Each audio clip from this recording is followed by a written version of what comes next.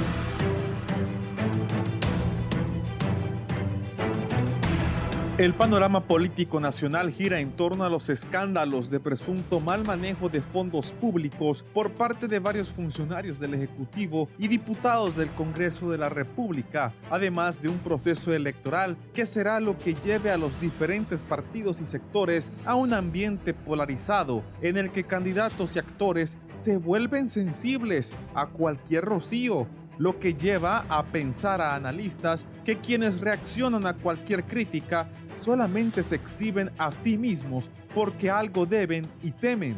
Sectores lamentan que mientras Honduras cada vez avanza a un camino lleno de pobreza e inseguridad, los políticos, como en el caso del Congreso Nacional, deciden tomarse una semana de vacaciones forzosas por labores en el edificio legislativo, a lo que diputados de la oposición responden que el oficialismo decidió dejar de trabajar para crear leyes en beneficio del pueblo con el fin de estar en las calles movilizando a sus activistas, lo que liberales y nacionalistas consideran algo improductivo. No obstante, en Libre no escuchan al bipartidismo y les recuerdan que son la razón por la cual Honduras se mantiene en esta precaria situación, por los diferentes actos corruptos que cometieron hasta antes de la llegada de Libertad y Refundación a Casa de Gobierno. Además, les aclaran que prefieren dejar de legislar a crear normas que vulneren a los hondureños, como lo hicieron ellos en reiteradas ocasiones en la pasada administración.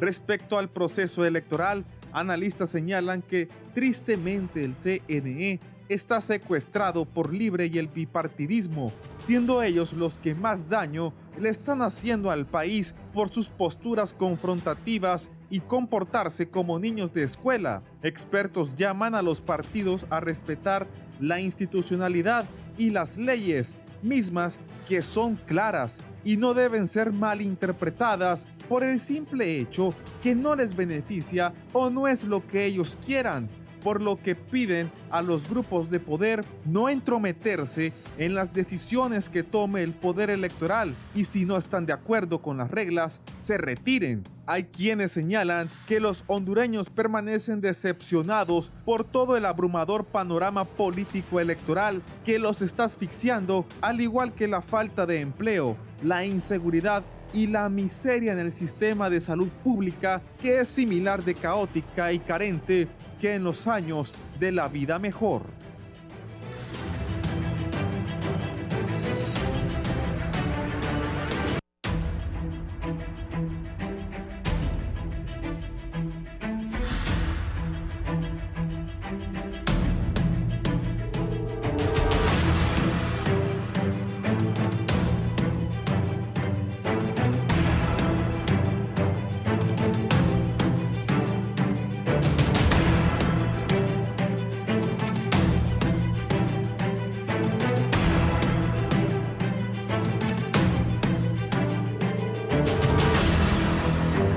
Gracias por estar en la entrevista de Canal 11 Radiovisión Honduras. Es un gusto saludarles. Hoy es jueves 26 de junio del 2025, cada día más cerca de las elecciones generales del próximo noviembre. Como decía, hay temas diversos, polémicas en el Consejo Nacional Electoral, enfrentados los comisionados del Partido Nacional Liberal y Libre, acusándose unos y otros de estar preparando un fraude, la incertidumbre de mucha gente que anda preguntando, ¿van a haber o no van a haber elecciones? El caso de Cedesol en las últimas horas en el gobierno, esto y más la situación política del país, todavía el pataleo que tienen algunos partidos pequeños que han sido excluidos de la próxima contienda electoral. Esto y más lo vamos a abordar esta mañana. Aquí está conmigo el doctor Joaquín Mejía, investigador especialista en derechos humanos. Bienvenido, doctor. Buenos días, Raúl. Muchas gracias por la invitación. También el abogado, el analista e historiador, Edgar Soriano. Buenos días, Raúl. Un gusto compartir con tan distinguidos compatriotas este día aquí en el foro. Gracias, el abogado Kenneth Madrid. Kenneth, feliz cumpleaños. Ayer estabas de cumpleaños. Sí, Raúl, muchas gracias. Ayer estuvimos cumpliendo un año más de vida y bueno, le damos gracias a Dios por estar con salud, que es lo más importante, ¿no? Y bueno, y contento de estar aquí con tus invitados el día de hoy y contigo hablando sobre estos problemas que sacuden el ambiente político del país. Bien, dígame, ¿qué lectura tienen del señalamiento por presunto desvío o mal manejo de fondos públicos en el Ejecutivo y en el Congreso, cuestionado a través de Ejecutivo de Cedesol y el Congreso, los diputados? Doctor Mejía. Bueno, en primer lugar, yo creo que hay una percepción generalizada alrededor de la corrupción, de que está muy presente. Podemos recordar los datos del sondeo de opinión pública, donde estamos hablando de que alrededor de 8 de cada 10 personas cree que la corrupción está muy presente en órganos importantes del Estado. Y en ese sentido, digamos, la percepción está ahí, e incluso hay más personas que señalan y que creen que la corrupción ha aumentado o que se ha mantenido que lo contrario. Y en ese sentido creo yo que este tipo de escándalos vienen como a aumentar esa percepción que la gente tiene, por un lado. Pero por otro lado creo yo que hay que comprender que desafortunadamente la corrupción forma parte de una estructura dentro del Estado, dentro de los partidos políticos, que no se va a cambiar de la noche a la mañana. Por eso me parece sumamente importante que frente a los casos de corrupción que estamos, o de los presuntos casos de corrupción que se están planteando en este momento, si bien es cierto, es importante ver y enfocarnos en esas denuncias que tienen que ser investigadas, pero creo yo que también hay que ver otras dos cuestiones que son importantes. En primer lugar, cómo se actúa frente a esos actos de corrupción. En este caso, estamos hablando de una Secretaría de Estado. Hay que esperar a ver cómo actúa el Poder Ejecutivo, en este caso la presidenta Castro, frente a esas denuncias de corrupción. Que eso va a ser un elemento fundamental para ver si es más de lo mismo, si se diferencia de gobiernos pasados donde se toleraba la corrupción. Y por otro lado también vamos a ver qué hace el Ministerio Público frente a estas denuncias de corrupción para determinar si se queda en nada, como ha pasado con muchos casos de corrupción, o si realmente digamos, se toman acciones para la investigación de los hechos. En ese sentido creo yo que es importante estar atentos y atentas en relación con qué se hace frente a esos actos de corrupción. Y por otro lado creo yo que sin duda alguna es lamentable que estas denuncias se estén dando. Hay unos videos claros que por lo menos ponen en duda a la ciudadanía de lo que ha pasado, y creo yo que si este gobierno realmente tiene un compromiso en la lucha contra la corrupción, lo primero que tiene que hacer es llegar al fondo del asunto. Creo yo que debe de separar a las personas que están siendo señaladas para que puedan ser investigadas, y por otro lado también, con esto termino, esto viene a reflejar la necesidad de la instalación de una Comisión Internacional contra la Corrupción y la Impunidad, porque está claro desde hace mucho tiempo que el Estado de Honduras, con las instituciones que tiene hoy, no es suficiente para poder, digamos, cambiar, modificar esas estructuras, esas redes de corrupción que están instaladas en el Estado. Sí, licenciado Soriano.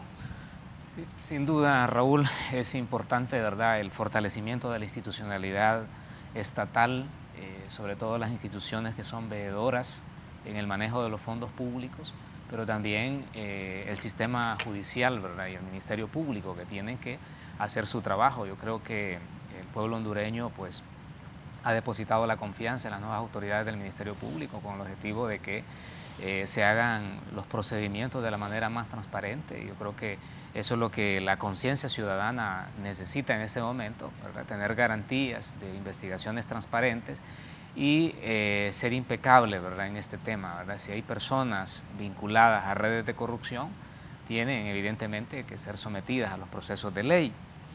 Yo creo que el tema de la corrupción es un tema bastante profundo, porque estamos hablando de que la corrupción ha sido público y privada, ¿verdad? Porque no solamente la corrupción la encontramos dentro de las instituciones del Estado, sino también en los andamiajes empresariales, y todos hemos visto lo que ha sucedido aquí en la última década, cómo se ha desnudado temas de redes de corrupción y de vínculos con el crimen organizado. Entonces, en ese momento, recomponer el Estado ha sido una situación bastante difícil, ¿verdad? Sobre todo porque estamos acarreando una dinámica que es histórica, ¿no? Que no solamente estamos hablando de años, sino de décadas, que se han instalado en el país estéticas de cómo manejar el poder político, cómo manejar la cohesión social desde la perspectiva de aquellos que tienen el poder político y económico. Entonces, creo yo que en la actual coyuntura es importante,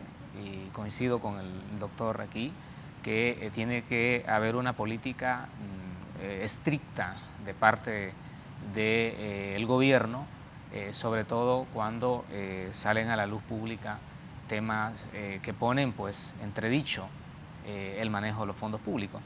Pero sobre todo creo yo que son las instituciones como el Ministerio Público, ¿verdad? El Tribunal Superior de Cuentas y todas aquellas instituciones que son las encargadas de vigilar cómo se ejecutan los fondos públicos. Son ellos los llamados en una coyuntura como esta a darle seguimiento e investigar lo que realmente sucedió. Son estas instituciones que tienen que darle respuesta, obviamente, a la ciudadanía, y en base pues, a esas investigaciones tiene que actuar, obviamente, pues, el Poder Ejecutivo. Kenneth, ¿qué piensas tú? Bueno, mira, Raúl, coincidimos aquí tanto con don Edgar como con Joaquín, en que esto es otro capítulo más de lo que siempre hemos venido nosotros apuntando, ¿verdad? No es posible que sigamos todavía en el 2025 hablando de ese gran problema de que los diputados manejen fondos públicos. Ese es un tema en el cual los diputados no han querido soltar. Mire, la Constitución es clara, ¿verdad? Habla ahí de establecer mediante una ley para que pueda regularse el tema de subsidios y ayudas, pero se ha malinterpretado este tema. Es para terceros, para fines de utilidad pública, dice la Constitución, para abrir el desarrollo. Ahí no dice que el Congreso Nacional autorizarse a los diputados a que puedan manejar fondos públicos. Se trasladó esto al Ejecutivo y ahora tenemos iguales consecuencias que antes. Los diputados tienen que darse cuenta que su función es el proceso de promulgación de la ley. Realmente no hay otro, ese es su camino fundamental, el darle al país un marco legal, normativo, fuerte, y no tienen que administrar fondos públicos. Esa ha sido una reminiscencia que viene ya de décadas atrás. Se han visto los grandes escándalos de corrupción que se han producido producto de estas circunstancias, y tienen que llegar a la conclusión que realmente deben aprobar una ley donde eso vaya definido, que las subvenciones del Congreso Nacional van para terceros, que ellos obviamente no están autorizados ni por la Constitución ni por ninguna ley para administrar fondos públicos, y que deben de dejarle ese espacio al Ejecutivo, que lo haga abiertamente, de conformidad a las leyes que rigen toda esta materia, ley general de administración pública, disposiciones del presupuesto, ley de contratación del Estado, etcétera, para que ellos manejen los programas de ayuda social, pero no que sea a través de ellos. Ahora tenemos un capítulo más referente a ese tema. Igual, estamos polarizados en todos los campos, ¿verdad? Hemos visto un Consejo Nacional Electoral en el cual hay un pleito ahí entre estira y encoge. Siempre el que no le gusta sale a la luz pública. Antes era Partido Liberal con Libre, ahora es el Partido Nacional con Liberal, y no se maneja esto de forma institucional. no se maneja esto con la debida explicación de lo que la ley autoriza para que tomen decisiones, y este estira y encoge hace daño. Miren, al final yo siempre digo algo muy práctico. Los políticos siempre comen en la misma mesa, podríamos decir hasta que comen del mismo plato. Ellos arreglan sus problemas a nivel global, pero ¿qué pasa? El mensaje de polarización, de conflictividad que envían al resto de la sociedad, entonces sucede que el tramado social sí sigue enfrentado. La sociedad en general se enfrenta constantemente por estos temas políticos, y eso no es bueno para el país, porque de seguir esto bajo las mismas circunstancias nos avisora un panorama preelectoral bastante conflictivo. Las elecciones primarias internas no fueron la excepción, y esto estamos a las puertas nosotros de ver que vamos a tener conflictividad seria. Es un llamado a los políticos para que puedan obviamente bajarle el tono un poco del discurso, un discurso más conciliador, más de propuestas, de resaltar obviamente las características esenciales. Pero me decía en un programa, Raúl, y hablábamos, no sé si te recuerdas, y decía, pero ¿cuándo los políticos han presentado propuestas aquí en el país? Generalmente van con enganches de campañas que van diseminados a otros. Bueno, nunca es tarde para poder hacerlo, ¿verdad? Reforzándote, hoy 26 de junio, lo que hay en la campaña política solo es confrontación. Sí, de acuerdo, Raúl. Y por eso les hemos dicho, presenten propuestas, cambien el tipo de discurso. Ustedes al final, a nivel de la cúpula de los partidos políticos, se entienden, logran llegar a soluciones que tienen una salida, pero el tramado social queda obviamente dañado, y es ahí donde se enfrentan por factores políticos la sociedad, y algunos con consecuencias trágicas, como han sucedido en otros momentos políticos. Creo que es momento de demostrar una madurez política por parte de todos, un cambio sustancial en las acciones que vienen realizando, para que tengamos un ambiente preelectoral en paz, en tranquilidad, y que evitemos que vayan a haber situaciones donde atenten contra la integridad corporal de la sociedad, de las personas, que vayan encaminado a otra finalidad. Bueno, y en esos temas, Raúl, ojalá que la clase política, yo quisiera ver que realmente llevaran propuestas y decir, mire, cuando yo llego al Congreso Nacional vamos a cambiar eso, ya los diputados no vamos a manejar ningún tipo de recursos, vamos a desentar esto, vamos a sacar las manos de los órganos de administración de justicia, le vamos a dar una verdadera reforma al país para ya evitar todo este tipo de acciones. ¿Qué pasa ahora? ¿Por qué cuando nosotros en este momento pedimos que el Ministerio Público tenga una investigación efectiva, transparente, imparcial, la gente no cree? La gente no cree por cómo se ha venido manejando por décadas este tema, ¿verdad? No es ahora ni lo que sucede en este momento. Es como se ha venido manejando por décadas, y por eso es que uno debería escuchar, Raúl, que los políticos dijeran, vamos a crear una gran reforma en los órganos de administración de justicia, es la propuesta de tal partido político, vamos a dignificar al país, vamos a dejarle un legado, pero no estamos escuchando eso. Entonces, vamos a seguir en esta misma conflictividad. Decía yo ayer que, y se van a enojar algunos, incluyendo amigos míos, los diputados, en mi opinión, no deberían de manejar dinero. Ellos deben legislar. Es el Congreso de la República. A lo largo de los años, varios diputados han robado pisto de ahí. Siempre. Y este nuevo escándalo que hay, pues ratifica que es un problema eso. La MASI estaba enjuiciando 90 diputados. Y recuerdo bien porque vi el informe. Y los políticos de ese momento estaban preocupados porque prácticamente quedaba sin diputados el Congreso. Hoy, 26 de junio del 2025, un montón de diputados están siendo investigados por el Ministerio Público por el manejo de fondos del Congreso. También puede ser que yo mismo le digo a alguien, no seas iluso, y que yo esté siendo iluso, porque la política es con dinero. Y ser diputado no es fácil. Un par de ocasiones se me ofreció ser diputado y pensé que no, porque yo sumaba entre lo que gastaban y lo que ganan. Y me acuerdo una vez que un empresario me dijo, fíjate Raúl, que que nos reunieron. ¿Y qué pensás? Que un familiar mío me dice, está lanzando de diputado y no va a salirle. No me digas eso, llevo hasta 3 millones. Te digo que no va a salirle. Nadie lo conoce. No salió. Y el hombre gastó como 5 o 6 millones. Entonces, no veo eso también, que gastan un montón de pisto y ni sumados los 4 años pareciera que lo van a recuperar. Pero eso de que los diputados manejen dinero, ahí los tiene enliados, investigados por el Ministerio Público. La MASI hizo una lista de 90, me acuerdo que alguien me decía, solo van a quedar 20. Y eso, pues, también puede ser una torpeza mía decir porque nunca va a pasar. Pero lo lógico sería en un país tan pobre que los diputados se dedicaran a legislar. Para eso están los ministerios, para que ejecuten las obras.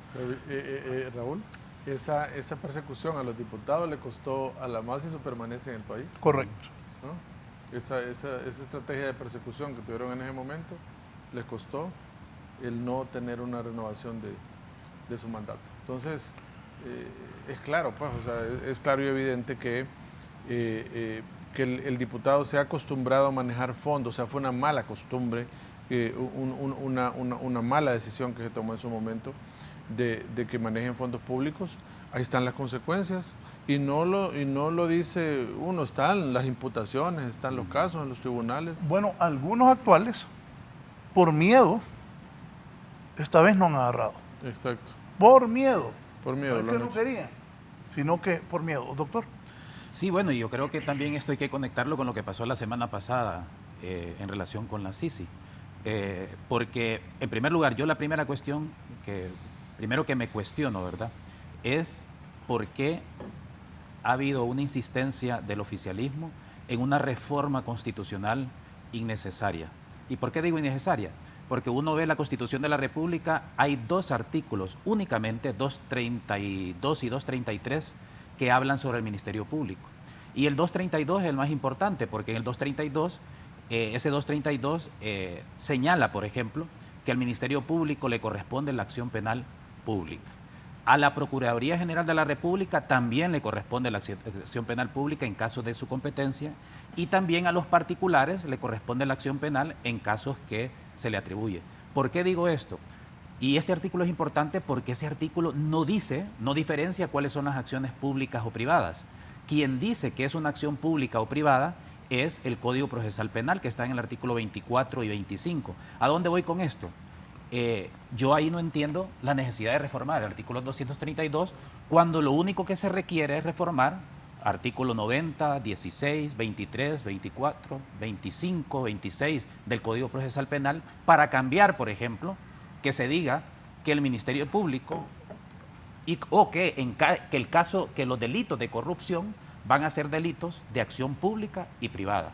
Y se le agrega que se crea la Sisi con las mismas atribuciones del Ministerio Público para perseguir delitos de acción de corrupción, que puede ser pública o privada. Y lo mismo particulares. Entonces es algo tan sencillo que yo creo que, es decir, con presentar una iniciativa con la justificación, ahora yo pensaría, ¿verdad?, que si realmente lo hicieron de manera consciente o es que no han leído bien, digamos, el artículo 232, y esto además lo digo porque yo estuve, y no en un grupo, estuve haciendo el análisis con el grupo de personas expertas de Naciones Unidas sobre esto, y concluíamos que no se requería una reforma constitucional, porque la Constitución solo dice que al Ministerio Público le corresponden las acciones penales públicas, punto. Pero la Constitución no define cuáles son esas acciones. Quien lo define es el Código Procesal Penal. Por tanto, ¿dónde hay que reformar? El Código Procesal Penal. Y eso implicaría entonces que podríamos tener una Sisi con toda la fuerza y con todos los dientes posibles. Y ojo, porque yo creo que, ¿por qué estoy diciendo esto? Porque me parece que lo que pasó la semana pasada es una noticia positiva. ¿En qué sentido? En 2 sentidos. En el primer sentido es que es una noticia positiva porque se demostró que hay 82 votos de todos los partidos políticos para votar una reforma alrededor de la CICI. ¿Eso qué significa? Que en el caso del Código Procesal Penal solo se requieren 65 votos, es decir, que hay muchísimos más votos. Entonces, el desafío que planteo es que de esos 82 diputados que votaron a favor de la ley para la instalación de la CICI, que presenten una iniciativa de ley para ello. Alguien podría decir, no, pero es que hay una prohibición en el artículo 220 que no se puede presentar una nueva iniciativa que haya sido total o parcialmente rechazada. Pero claro, hay que recordar que esa es una prohibición constitucional temporal y tiene dos excepciones explícitas. La primera es que si se trata de una iniciativa que haya sido modificada y por su naturaleza sea distinta a la iniciativa anterior, se puede presentar en la misma legislatura. O cuando las condiciones políticas y jurídicas del país se hayan modificado o requieran la necesidad de presentar la iniciativa, se puede presentar. Es muy distinto presentar, por ejemplo, una iniciativa para reformar la Constitución y darle rango constitucional a un órgano internacional, a reformar un código, una norma secundaria que solo requiere 65, para no solamente agregar a la CICI como un acusador privado o querellante adhesivo, porque lo permite el Código Procesal Penal, sino también para hacer la modificación para agregar las acciones colectivas por intereses difusos, es decir, que la ciudadanía, que las organizaciones, que los grupos podamos presentar demandas sin necesidad del Ministerio Público cuando se trate de delitos de corrupción, de medio ambiente y de violaciones a derechos humanos. Entonces, creo yo que si realmente, y voy a retomar algo y termino, algo que decía Kenneth en relación con esta confrontación que pareciera que hace que todo esté como, que no se pueda avanzar. Pero claro, yo creo que en este momento, por mucho que se quiera decir que vivimos una inestabilidad política, yo creo que estamos en la mayor estabilidad política. ¿Por qué? Porque esas confrontaciones en el Congreso Nacional hacen que se mantenga el statu quo, que no se cambie nada, y por tanto aquí hay gente que le interesa esa estabilidad disfrazada de inestabilidad, y por eso, y hoy sí termino, yo planteo el desafío tanto a los diputados y diputadas que votaron en contra de la iniciativa como a los 82 que votaron a favor. Presenten una iniciativa en este momento para reformar estos artículos del Código Procesal Penal. Yo les puedo dar un análisis que tengo listo para ello, para ver si realmente hay voluntad o no para aprobar la CICI, y que luche la CICI y que nos acompañe en la lucha contra la corrupción, porque hasta el momento el Estado de Honduras y sus instituciones es incapaz, y no creo que haya la suficiente voluntad política para luchar abiertamente contra esas estructuras de corrupción e impunidad. Yo te tengo, si me permite, don Edgar, yo te tengo una solución mucho más fácil. Yo durante mucho tiempo les he venido diciendo que no es ni siquiera necesaria una reforma al Código Procesal Penal, porque el Código Procesal Penal en el artículo 96 dice que los delitos de acción pública y en relación con el acusador privado, dice que en los delitos de acción pública la víctima o su representante legal pueden perseguir la acción penal. Solo es que en el convenio donde se firme la CICI le digan que la CICI adquiere la calidad de víctima del Estado, y eso llega al Congreso, se aprueba y tiene vía libre para poder desarrollarlo. Por ello he sostenido la tesis de que ni siquiera se necesita una reforma al Código Procesal Penal. Yo le he dicho que con solo se le dé esa calidad de víctima al mecanismo de lucha contra la corrupción e impunidad, tiene las puertas abiertas para hacerlo. Y yo creo que es importante lo que plantea, lo que plantea Kenneth, porque hay que recordar que la Constitución de la República establece dos tipos de supremacía. La supremacía constitucional, es decir, que la Constitución está por encima de cualquier ley, del Código Procesal Penal, y la supremacía convencional en artículo 18.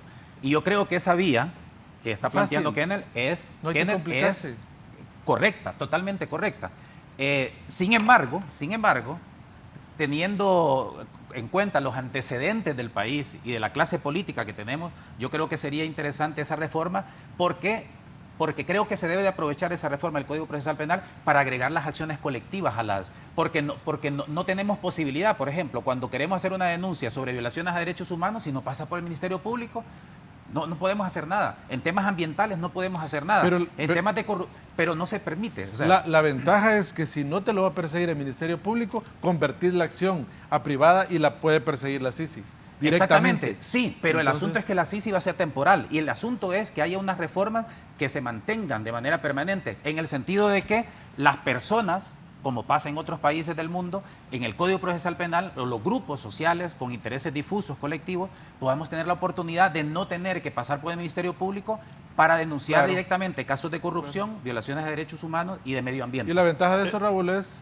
que uno plantea este hecho porque si en este momento uno está viendo que ni siquiera se pueden poner de acuerdo para algo tan simple que es la derogación de los pactos de impunidad que faltan todavía, ¿o cree que se van a meter a reformar el Código Procesal Penal como bien se los dice Joaquín? No lo van a hacer. Entonces uno dice, pongan en el convenio todo y ya llévenlo al Congreso Nacional firmado y ahí vamos a ver quiénes son los que están a favor del mecanismo. ¿Qué de acuerdo y qué no con ellos? ¿A qué se suma, a qué no? Bueno, ellos han hecho pues un análisis, están haciendo un análisis jurídico, ¿verdad? Yo quizás lo veo de la perspectiva social. Yo creo que tenemos que hacer análisis más estructural sobre este tema de la corrupción. Creo que el tema de la corrupción en Honduras tiene uso político, o sea, aquí se usa como campaña política, ¿verdad? Como ataque político. Pero también creo yo que hay que entender en los imaginarios colectivos la percepción, que ustedes hablaron aquí de la percepción. Las percepciones para mí son importantes, ¿verdad? ¿Quiénes son los que repudian la corrupción en Honduras? ¿Cómo se entiende en las áreas rurales este tema, ¿verdad? El tema, uno ve funcionarios, yo conozco casos en mi pueblo, por ejemplo, funcionarios de baja categoría que ahora son potentados, ¿no? Porque trabajaron con el gobierno. ¿Y qué percepción tiene la gente sobre eso? Entonces creo que estos son elementos también muy importantes porque al final la decisión política alrededor de esto, el legislador parte de la percepción o de cómo lo entiende la gente que son sus votantes, ¿verdad? Cómo el votante entiende al diputado, ¿verdad? Si realmente esas personas que están en las comunidades tienen una percepción negativa, ¿verdad? O se cuestionan de dónde lleva el dinero el diputado. Entonces todos estos elementos creo que también son importantes al final en la decisión política, ¿verdad? Que ha prevalecido en el Congreso Nacional, ¿verdad? Porque al final dicen, bueno, sí, en la prensa sacan este tema, algunos analistas, clase media urbana, profesional, tiene estas percepciones, pero el grueso de la población nos repudia por ese tema. Entonces son temas, creo yo, que hay que ponerlos en la mesa, ¿verdad? Sobre todo porque estamos hablando de la decisión política de todas las fuerzas políticas en el Congreso Nacional. Todos sabemos, como ya lo mencionaba el licenciado Valladares, qué pasó con la Maxi, ¿verdad? Donde la mayoría de diputados se pusieron de acuerdo para sacarla, ¿verdad? Y que, por cierto, la mayoría de ellos siguen ahí en el Congreso Nacional, ¿verdad? Y por eso, parte de ellos. Y por eso están siendo investigados. Exacto. Entonces, pienso que lo que pasó la semana pasada, coincido también que tiene sus partes positivas y negativas, ¿verdad? Lo principal es que la población tiene que valorar, por lo menos a conciencia ciudadana, que está más pendiente de cómo se maneja la institucionalidad, que está más pendiente en los intereses colectivos, vean quiénes realmente actúan de la forma que lo hacen en el hemiciclo legislativo. Hemos tenido un Congreso Nacional, digamos, lleno de conflictos desde el inicio, pero es que no es un asunto nuevo. Todos sabemos que la disputa, que es normal en un proceso democrático, es normal en este esquema de gobernabilidad que vivimos, no solamente en Honduras, sino en el mundo, es normal el debate político. Pero el tema es que aquí estamos discutiendo sobre la instalación de una comisión contra la corrupción y la impunidad manejada por las Naciones Unidas, que también ese es un tema que también deberíamos de reflexionarlo. ¿Qué pensará realmente las Naciones Unidas? ¿Estarán de acuerdo en todo este proceso, en todo este esquema? Porque recordemos que la experiencia que tuvo las Naciones Unidas en Guatemala no fue tan buena, ¿verdad? Aunque esta idea de la comisión surgió después de los acuerdos de paz en Guatemala, luego pasó al tema de corrupción y ya ven ustedes que lo que pasó algo similar, ¿verdad? Lo que pasó con la Maxi aquí. Fue sacada también del esquema porque al final, cuando hablamos de corrupción, va más allá, no solamente estamos hablando de diputados o de magistrados, estamos hablando de poder económico, porque al final, ¿quiénes son los corruptores? Es el poder económico. Esas personas que invierten ese montón de millones de lempiras, como ya mencionaba aquí el licenciado, ¿Por qué invierten tantos millones para llevar diputados o apoyar diputados específicamente para llegar al Congreso? ¿Cuál es el entramado? ¿Qué intereses tienen para dominar las decisiones que se toman en el Poder Legislativo y luego el control de la Corte Suprema de Justicia, que ha sido tradicional en la historia institucional del país? Entonces, son un montón de elementos, creo yo. Yo no me meto en la parte jurídica que ustedes están planteando, yo me meto más desde la perspectiva social y de la decisión política y de los intereses que están atrás, porque aquí estamos hablando, en Honduras hablamos de un entramado de corrupción histórico público-privado. Significa que son actores del poder económico muy fuertes, ¿verdad?, que tienen tentáculos por todos lados, los que mueven los hilos y controlan muchas veces a los políticos, porque al final un legislador o un magistrado tiene caducidad en su tiempo dentro de la institucionalidad, mientras que muchas de estas fuerzas de poder económico siguen ahí. Han pasado múltiples gobiernos y ellos siguen ahí de una u otra manera moviendo los tentáculos. Entonces, yo creo que en la actual coyuntura el pueblo hondureño tiene que tener conciencia y también exigencia para que se fortalezca la institucionalidad y que se tome la decisión que si se va a traer una comisión, venga con las suficientes facultades para acompañar el proceso, el sistema de justicia hondureño, porque yo soy del criterio, de manera personal, de que el camino es fortalecer la institucionalidad pública. Nosotros no podemos delegar todas las funciones en cuanto a este tema a una comisión internacional.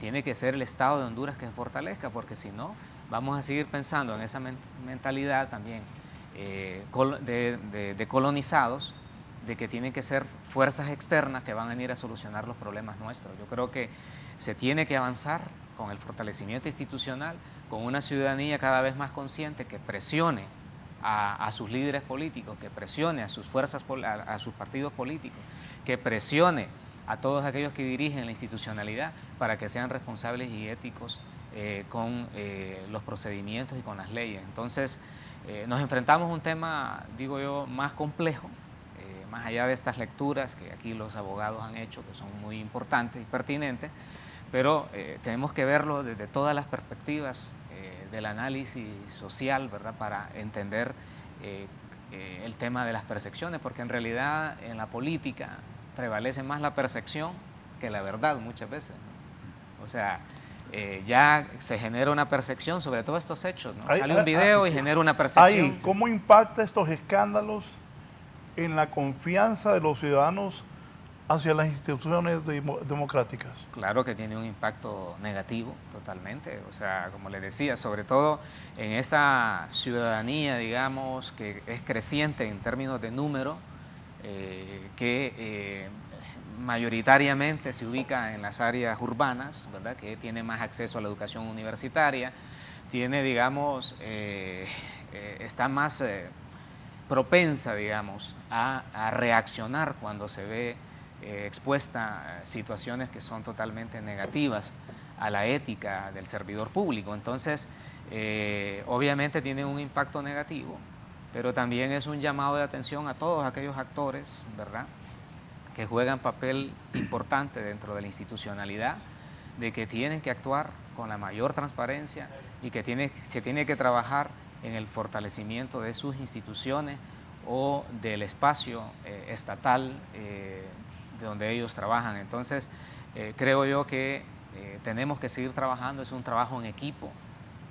Honduras debe de tener una concertación de todas las fuerzas, de todos los sectores, con el objetivo de proteger las instituciones, proteger la ley, proteger los intereses colectivos, porque aquí el problema también ha sido de que el hemiciclo legislativo históricamente ha sido un escenario para entregar los intereses colectivos a pequeños sectores privados o a capitales sindicados con capital externo. Esta ha sido una realidad. Mientras esa sea la lógica de operar de los que sirven o los que legislan supuestamente en beneficio de la población, las consecuencias van a ser funestas, las consecuencias van a ser el irrespeto a la ley, el irrespeto a los intereses colectivos, el irrespeto a esa conciencia ciudadana que, como les mencionaba, ha ido creciendo. Entonces, Creo que hay que poner las bardas en remojo cuando suceden este tipo de situaciones, ¿verdad? Cuando se exponen situaciones totalmente nocivas al interés de la colectividad y sobre todo al desarrollo de nuestra democracia, al desarrollo de nuestra institucionalidad. Sí, voy a hacer la primera pausa, pero antes el exdiputado Antonio Rosa me dice: hola Raúl, ¿para qué más indicio mínimo en el video cuando afirma la diputada Isis Cuellar que buscará personas de confianza para cambiar los cheques y luego los ingresa al partido? Me recuerda el extinto Guido Fernández, La Nación Costa Rica. La corrupción es algo metafísico, todos sabemos que existe, pero que se diluye al buscar pruebas.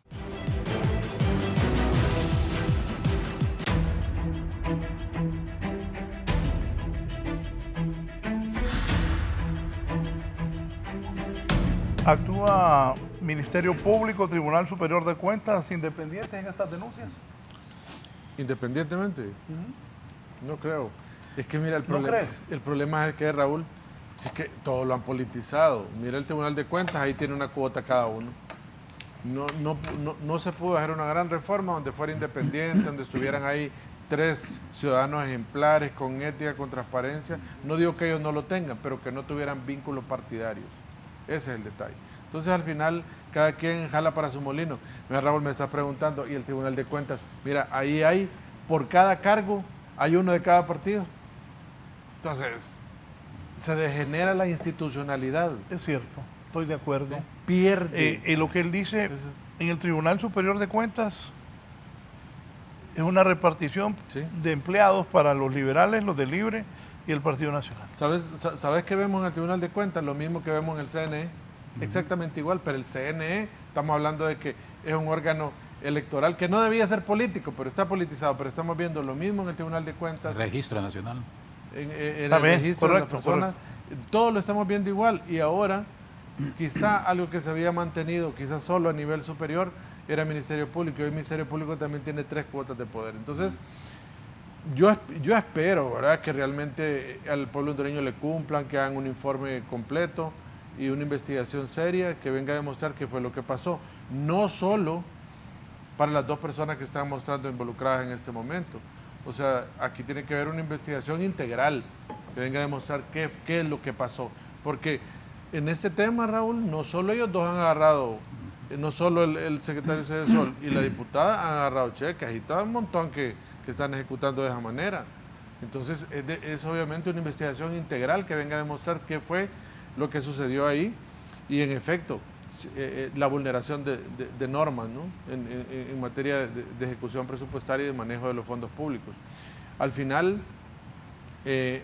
platicábamos un poquito, o sea, cámaras que yo les decía a los panelistas de hoy, a Joaquín y Edgar, que lo más correcto es, Raúl, que ellos dieran un paso al costado. Que el secretario de Cedesol dijera, bueno, está bien, que inicie una investigación, me hago un paso al costado para que el partido Libertad y Refundación no vaya a tener consecuencias. Lo mismo la diputada, bueno, está bien, me hago a un lado para que obviamente se haga una investigación seria. Y si no lo hacen, que lo saquen, que los hagan a un lado, que limpien la cara, porque no basta de parte de la Presidenta de la República decir que se haga la investigación. Ella es quien tiene el libre nombramiento y remoción de los secretarios de Estado, y ahí en el Congreso Nacional que se haga lo pertinente también con ella. Al final, el tema de la ética es un tema que va más allá de la ley, es un tema de poder demostrar a la sociedad con hechos y con acciones de que usted es íntegro, ¿verdad?, de que usted efectivamente no ha realizado absolutamente nada incorrecto. Y es que acá se ha deformado, Raúl, el concepto de entrar a la política o ser funcionario público. Hace un par de años atrás a mí me decían unas personas que se metían a política, Raúl, para hacer pisto, que querían ser funcionarios públicos para hacer pisto. Y les decía yo, pues entonces van a ir mal, porque yo fui 20 años funcionario judicial y nunca hice pisto, porque es imposible. Mira, yo imposible. Te voy a reforzar en eso. Yo cipote, mi padrino Dalí era el secretario de la alcaldía. Estaba saliendo del colegio. Y mi papá me dijo que el hombre siempre trabaja. inmediatamente me metió a trabajar, estuve un tiempito ahí, jugaba fútbol bien y jugaba en el equipo de la alcaldía también. Con eso me gané unos pesos más. Ahí, y la última vez que fui funcionario público fue del 2006 a junio del 2008, que dieron golpe de Estado. Ahí acepté ser secretario de la presidencia. Dejé de dirigir HRN, que lo dirigí desde 1992 a diciembre del 2005. Fui al tribunal, aconsejado por el abogado Rodríguez Buchar, Enrique Rodríguez Buchar. Presenté mi declaración de lo que tenía. Después lo dejé la Mel Zelaya, mírame, esto tengo yo. Yo lo hice por un honor, todavía en aquel tiempo había honor de estar en un cargo de ese tipo. Pensé en la familia. De ganar lo que ganaba bastante bien en Emisoras Unidas, como lo hago aquí. Pasé a ganar 58.000 empiras. Secretario de la presidencia, el secretario Emel Zelaya ganaba 58.000 empiras. Mi partida confidencial para ayudas y todo en la casa presidencial era de mi 0 centavos. Porque yo la pensaba, pues, los fondos públicos, delicados. Entonces, el funcionario que aparece con pisto, algo malo hizo. Correcto. O solo que tenga una herencia, o que lo demuestre. Pero un funcionario público gana sueldos pequeños. Yo entiendo que la abogada Rick Simón Cada ganaba como 100.000 empiras en finanzas y les de euro le valían 80.000 pesos. Entonces un funcionario... Como 20.000 pesos de deducción. Sí, claro. Sí. O sea, un funcionario público... No, es que no es negocio. No es negocio. No es negocio, claro que no. Por ejemplo, yo creo que en algún momento el presidente Zelaya, pero no, gracias, ser funcionario público, porque se gana poco. Entonces, estoy de acuerdo que bueno, hay en una colonia que yo conozco, donde vive la gente clase media, el esposo, la esposa, la casa clase media, bonita, carrito cada uno. Llegaron 3 que trabajaron en el gobierno anterior y hicieron grandes mansiones. Asustada la gente ahí. Y de puestos intermedios en una institución del Estado.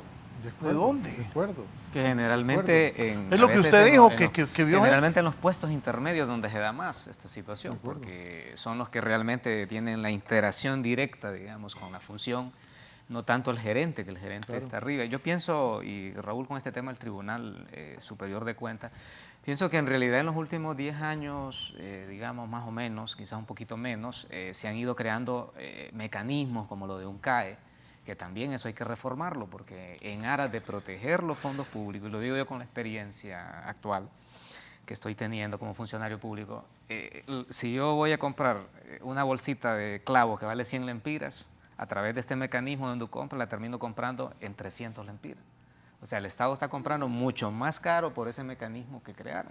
Yo recuerdo que aquí hicieron un escándalo sobre unos boletos aéreos en el 2022, pero es que ahí no hay nada ilegal. Le voy a explicar por qué. Porque usted puede tener una barbería y usted se va a registrar ante un CAE, que puede ser proveedor del Estado, y usted deja abierta la capacidad de su empresa para proveerle al Estado. Usted le puede proveer al Estado lo que quiera. Si yo hago un proceso en Enducompra que quiero comprar tazas, aunque no haga tasa, pero voy a participar en ese proceso, participa, las manda a hacer y se las vende al Estado. Y como usted recibe tres ofertas en la plataforma y tiene que elegir, porque eso queda trazabilidad, usted tiene que elegir la de menos oferta. Entonces, lo que quiero decir con esto es que hay un montón de mecanismos que se han creado que son positivos, aunque hay que ver todos estos colaterales que menciono.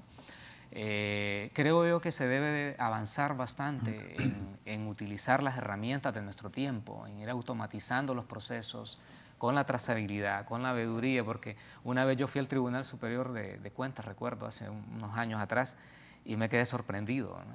Eran unos pasillos de papel, una cosa impresionante. Es imposible, con la mora que tienen ahí de hacer auditoría, que hay instituciones que no las auditan desde el 2016. Otra cosa. ¿Me entiende? Entonces hay problemas serios ahí. Para reforzar eso también, cuando el golpe de Estado después nos persiguieron y me investigaron y yo iba al tribunal y yo con mi declaración. Pero un día le pregunté a los 2 auditores que me estaban investigando, ¿y usted cuánto gana? 21.000 lempiras. ¿Cómo le? O sea, un auditor debe ganar bien, si no los van a sobornar. Y los mandan a las alcaldías. Ah, Claro, claro, por supuesto. un muchacho gana 22.000 pesos. O sea, por eso estas cosas no caminan. Pues. Claro. Sí, ahí hay son instituciones que tienen que fortalecerse. Creo yo que, como yo les decía, yo veo la parte positiva que sí se ha mejorado, digamos, en crear estas plataformas, en crear estos mecanismos, pero se tiene que trabajar mucho más, ¿verdad? Estoy de acuerdo que el tribunal pues tiene que fortalecerse, tiene que haber confianza de la gente, y estoy de acuerdo que hay una percepción que la gente no cree en las instituciones, y eso es normal porque hemos tenido una historia de décadas donde ha sido una norma que, como ya mencionaba aquí el abogado, la gente se mete a política porque piensa que va a ir a hacer dinero, y esa lógica ha estado impregnada, digamos, en el imaginario colectivo de manera generalizada. Y entonces el esfuerzo que tiene que hacer la institucionalidad, el esfuerzo que tienen que hacer los dirigentes que les toca tomar la decisión, como decía Raúl, que cuando un cargo público debe ser un honor para un ciudadano ir a servir a su ciudadanía, la palabra servidor público, Claro, o sea, el término sí, servidor público va a servir, pero no a servirse de las instituciones, que cambiar esa lógica, pues hay que seguir trabajando fuertemente en crear esos mecanismos que vengan a fortalecer las instituciones que hacen veeduría, como el Tribunal Superior de Cuentas, pero también aquellos órganos, ¿verdad?, que ya mencionaba usted, como el Ministerio Público, que tienen que ser instituciones éticas y más fuertes, y que también es importante ir creando los mecanismos ciudadanos, ¿verdad?, para presionar a los actores que les toca en determinada coyuntura asumir el liderazgo de las instituciones para que cumplan la ley. Sí, lo que pasa es que esa lógica equivocada de que usted entre la política o ser funcionario público para ejercer pisto es algo que está totalmente fuera de todo contexto. Pues usted llega a servidor público a servir porque va a dar sus aportes, pero si usted quiere hacer dinero, conviértase en comerciante. Claro. Hágase comerciante, sude la camiseta, que no es delito tener pisto, y hacerlo legalmente. Es la única forma. Exacto, pero si usted está pensando entrar a la política o ser funcionario público para tener pisto, va a terminar en la cárcel. Ahí es donde va a terminar. No Mire, deberían de terminar ahí. Sí, deberían de terminar ahí, porque mire, la lógica, y así como tú decías, Raúl, y creo que todos en algún momento, mira, yo era estudiante de la Facultad de Derecho y entré a trabajar en el Poder Judicial. Pasé 20 años ahí. Yo sabía que ahí no iba a hacer pisto, pero yo estaba cultivándome también porque el Poder Judicial me dio mi beca, salí del país, me fui a estudiar en mi posgrado, regresé y había que dejarle algo a la institución donde uno trabajó y donde le dio también el aporte para uno comenzar esa educación de posgrado. Y al final uno pasó 20 años ahí y yo me siento satisfecho, no creo que perdí mi tiempo, se lo di al país. Yo fui integrante de la Comisión Redactora del Código Procesal Penal, del Código Procesal Civil. Pasé tiempo ahí, di también mi tiempo a la docencia universitaria, pasé 15 años ahí. Llegó un momento donde dije, Raúl, bueno, aquí está ya, terminé. Tengo que hacer pisto. Sí, terminé el ciclo, dije, ya estuvo, creo que le di al país. Ahora sí, ahora me dedico a mi firma legal privada y ahora eso lo hago. Pero esos conceptos, Raúl, si no se tienen arraigados, si no vienen también claramente desde el hogar establecidos de que efectivamente usted no entra a la administración pública a hacer dinero, entonces obviamente va a seguir sucediendo lo que sucede ahora. Que el político aprovecha cada oportunidad para poder llevar agua a su molino, para poder estar obviamente bien con sus adeptos partidarios, y eso no es correcto. Yo creo que, mire, el gran problema de Honduras es un problema ético y moral, falta de valores. Ese es el gran problema que tenemos, que nadie obviamente acepta los caminos correctos, la política debe ser correcta, el servir al país también debe ser correcto, y nadie le gusta andar por esos caminos, y es un gran problema, y por eso es que después, al menos a los que han judicializado, enfrentan esos grandes problemas en el país. Sí, a mí me gustaría también puntualizar, creo yo que hay que volver a insistir en el sentido que estos actos de corrupción que se ven en el video, es muy distinto a que haya una denuncia sin evidencia, sin indicios, como decía el exdiputado en el mensaje, Raúl. Aquí estamos viendo un video donde hay prácticamente una confesión de alguien de cómo se están manejando ciertos cheques que pertenecen a fondos públicos. Estamos hablando de un indicio claro, sin ninguna duda. En este sentido, creo yo, que en mi opinión, hay dos momentos frente a la corrupción. Un momento previo y un momento posterior. En el momento previo lo que significa es que los mecanismos para prevenir actos de corrupción fallaron, y eso está claro. ¿Y cómo remediar eso? En primer lugar, creo yo, y estoy totalmente de acuerdo con lo que decía Kenneth, es que por una cuestión ética, es que las personas funcionarias que aparecen ahí involucradas, es decir, a la presidenta, nos hacemos a un lado por ética para que se investigue. Si no lo hacen, que la presidenta destituya o suspenda temporalmente, o que el Congreso Nacional llame a estas personas funcionarias para interpelarlos o un juicio político. Primero. En segundo lugar, viene lo posterior, que le corresponde al Ministerio Público, investigar.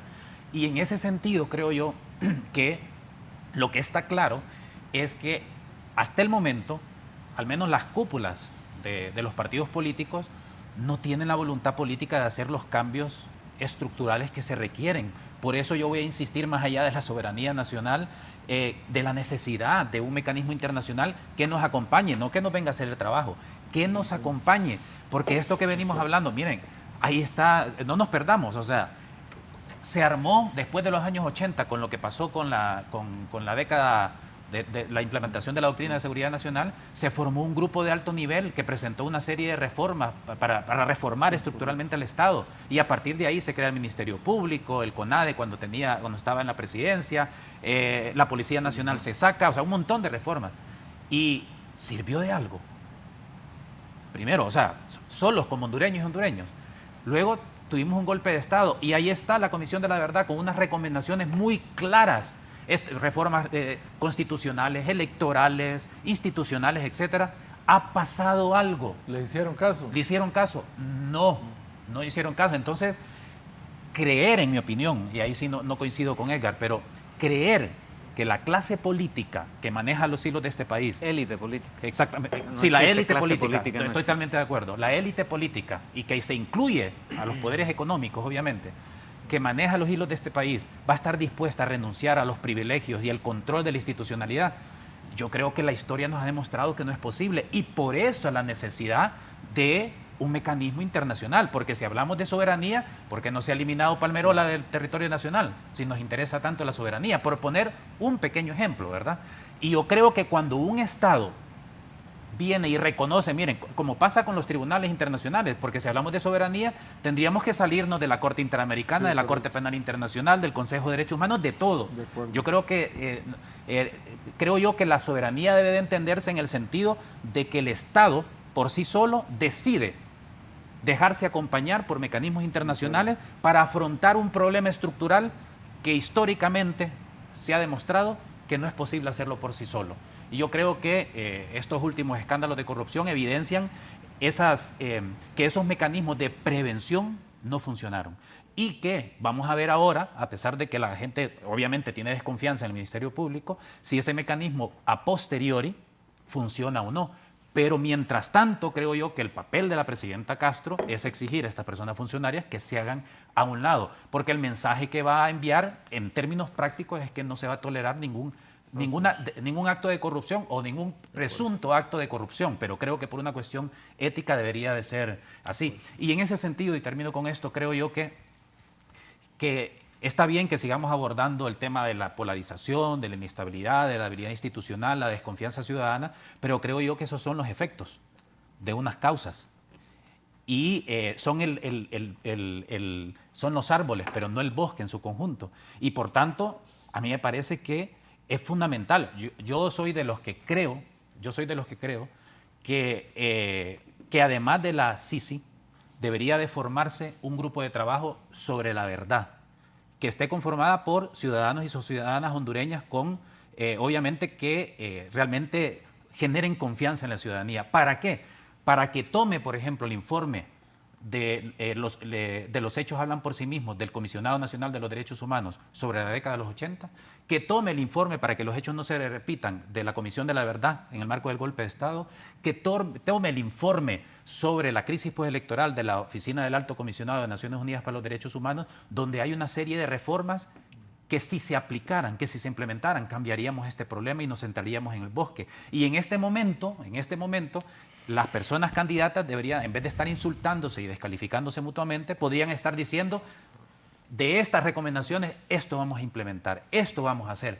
Pero desafortunadamente, por eso es que Daniel Ingenarity dice que lo más costoso de la democracia es que hay que explicarlo todo. Y por eso es que embarran el debate, porque o no hay propuestas o no tienen capacidad de explicar qué es lo que van a hacer y cómo lo van a hacer si llegan a la presidencia. Y me parece a mí que desde la ciudadanía tenemos que evitar caer en esa trampa de solo estar viendo los efectos, que hay que verlos y que hay que criticarlos y señalarlos, pero empezar a ver a las causas. Por ejemplo, el problema que tenemos en el Consejo Nacional Electoral no es por falta de capacidad de estas tres personas. A mí me parece que estas tres personas incluso son brillantes, buenísimas, que han con doctorados, estudiado en las mejores universidades, etcétera.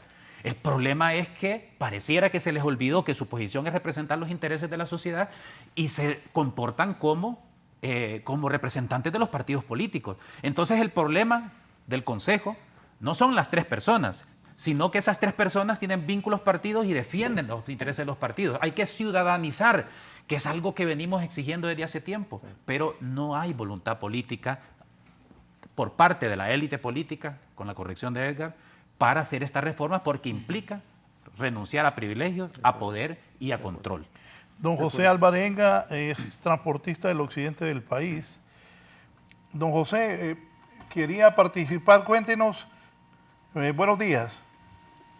Muy buenos días, licenciado Raúl Valladares, con los panelistas, Súbale volumen. Mejía, al licenciado Joaquín Mejía, al abogado Kenneth Madrid, al doctor Israel Soriano. Los felicito por el programa, licenciado, pues agradecerle este espacio, solamente para... Bájele el volumen, bájele el volumen al televisor. Sí, lo tengo bajado, pero no sé si me escucha bien. Sí.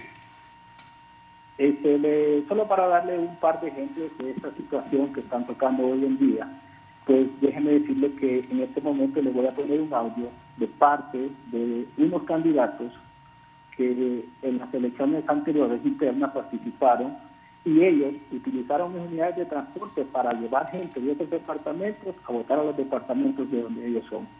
Aparte de eso, un precandidato presidencial también me solicitó a mí que con mis unidades le llevara gente a votar a casi todo el occidente del país, por no decirle todo el occidente. Me regalan un segundo, ahora le pongo el audio. Bueno, para más o menos que usted más o menos me entienda un poquito lo que va a ir.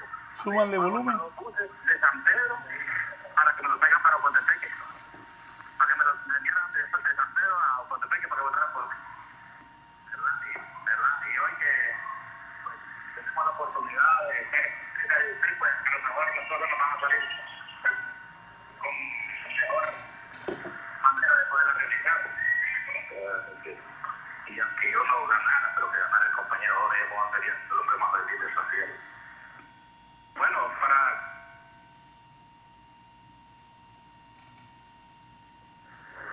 compañero José, muchísimas gracias por el mensaje. Le he pasado a preguntar al compañero de Ocotepeque cómo se filtra esa información, porque tuvo que haber sido alguien lógicamente de ahí que estaba en la reunión del grupo, el sentimiento de Jorge. Esos son un par de audios, Y esa voz la reconocí. Después, si usted pudo escucharlo bien, no se lo puede hacer llegar a su teléfono para que usted lo pueda reproducir. Y en efecto, si ustedes no pudieron identificar, esta es la gente que puesto el señor Jorge Luis Cali a trabajar y hacer este tipo de cosas para afectar la democracia, porque no creo que democráticamente esto sea legal, estar movilizando ciudadanos de otros departamentos a ejercer el sufragio a varios departamentos y soy yo testigo. Y en este momento, aprovechando este espacio, me pongo a la disposición del Ministerio Público Usted tiene mi número telefónico, licenciado Valladares, y estoy a la orden para las autoridades investigar esta situación, pero no podemos pedir que nos hagan los políticos a nosotros el bien cuando ellos lo que actúan es con el mal solo por tener sus intereses favorecidos. Muchas gracias. Gracias, don José Alvarenga. Vaya, porque estamos hablando, Raúl. Porque estamos hablando. Ese esquema electoral siempre Ajá. ha existido, ¿no? Ahí tiene que haber un delito electoral, sin lugar a dudas. Estar trasladando a un departamento para que voten otro.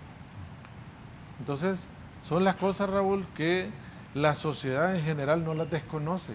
Tiene conocimiento claro de este tipo de situaciones que suceden, pero por eso te decía, hay una lógica inversa ahí, hay un concepto totalmente equivocado del ejercer política. Si la política también tiene que ser limpia, tiene que jugar papeles claros, porque la voluntad popular, obviamente, es la que se expresa en las urnas y hay que respetarla. O sea, entonces, pero, ajá, y bajo este punto, mira cómo dice él, se pone a las órdenes del Ministerio Público. Debería actuar la Fiscalía de Delitos Electorales, ir a buscarlo, recoger todas las evidencias, ver qué pasó, llegar hasta el fondo del asunto. El Tribunal de Justicia Electoral. Sí, el problema es que aquí no hay integridad. Ese es el tema, ¿no? No hay integridad.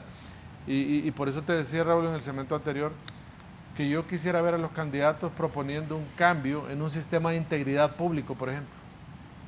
Que dijera, mire, ahora vamos a digitalizar todos los procesos de la administración pública. Ya estamos en esa etapa.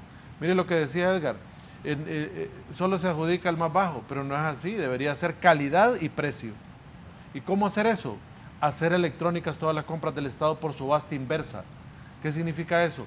Que las personas que están cotizando compitan entre sí para el precio más bajo de calidad, se adjudiquen en ese momento electrónicamente y en esas circunstancias. Pero ¿qué pasa, Raúl? Aquí seguimos todavía con viejas reminiscencias del pasado, en papel todo, haciéndole aquí a grandes papeles. No, ya no hay necesidad de eso. Ahora, la subasta inversa es de la misma forma que operan las bolsas de valores. Así debe trabajar las compras en la administración pública. Debe digitalizarse todo para tener esa transparencia y esa eficiencia. Ya no andar nada a escondidas. La administración pública debe pasar por un proceso de modernización fuerte y efectiva, pero eso no está pasando, Raúl. Y es ahí donde nos estamos quedando rezagados y también con un problema de transparencia serio y efectivo. Bien, antes de la pausa voy a leer un par de mensajes, no puedo leerlos todos. Dice don Omar García, que va de candidato del Pino, de diputado. Buenos días, Raúl. Apreciables panelistas, como socialdemócrata comparto la CIP que debe hacer el tripartidismo. Ya está como Moisés Naín de la revancha de los poderosos. La CIP que debe hacer el tripartidismo, pedir perdón, pagar el precio, purgar lo podrido. El Pino SD es el camino contra el tripartidismo, son los mismos, siempre los tres partidos empobrecedores. Veremos contención de proteger corruptos, por eso llevan 20 años como el segundo país más corrupto. Abramos los ojos, el corazón y la mente. Debe haber cárcel, expropiación y muerte civil para los corruptos. Gracias por leerme. Bien, y aquí también hay que hacer reformas constitucionales y legales profundas para quienes ocupen esos cargos, sean por competencia y no por clientelismo político. No solamente ser mayor de edad, saber leer y escribir, dice el abogado Carlos Padilla.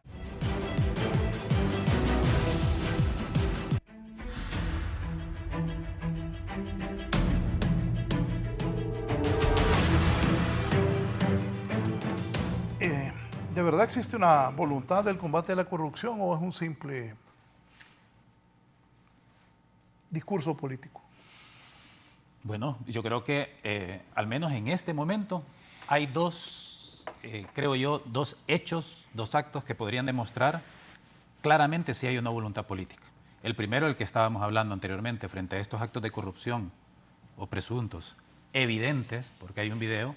Entonces vamos a ver, en primer lugar, si las personas mencionadas se hacen a un lado y por otro lado, si no se hacen a un lado, ver si la presidenta toma decisiones en relación de separar a estas personas mientras se investiguen.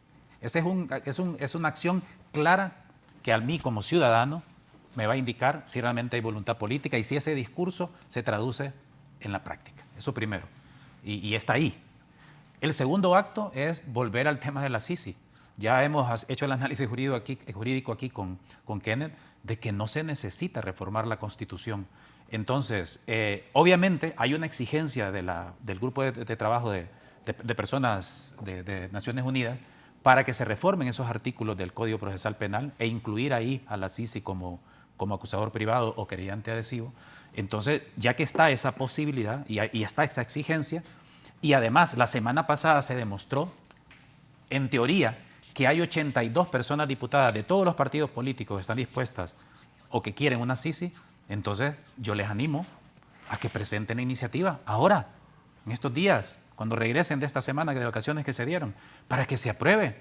Y ahí también es una muestra de que ese discurso favorable a la discusión, contra la corrupción, se traduce en un acto concreto en la práctica. Hay dos claros ejemplos de que nos pueden demostrar si realmente hay un abismo o no entre el discurso y la práctica. Pero es que voy a sacar algo que no va, pero en este país los diputados se van de vacaciones. Y han estado en huelga, o sea, no han trabajado. La Corte se va de vacaciones también. El Ministerio Público. Mañana van. Corte y Ministerio Público, esta mañana trabajan. ¿Cuánto tiempo van de 15 días. Solo quedan ahí de los juzgados penales. ¿Por qué no se dan vacaciones? Porque antes se daban a todos los empleados un mes y entonces eso creaba muchas sustituciones. Es mejor tenían que pagar el sustituto. Entonces ellos, al irse 15 días en julio y 15 en diciembre, dan el mes que le corresponde vacaciones a los empleados y se evitan pagar los sustitutos en ese mes de todos los empleados. Exacto. Es por eso que lo han hecho. Para que los fondos públicos no... ¿Y desde cuándo cuidan tanto los fondos públicos? Bueno, Raúl, yo te estoy hablando del tema... No, yo sé, pero pienso que los del Congreso también, ¿por qué de vacaciones? Es incorrecto. No, mira, te voy a decir algo, es incorrecto. Es incorrecto. Los poderes del Estado deben de trabajar 24 horas, 7 días a la semana, 365 días del año.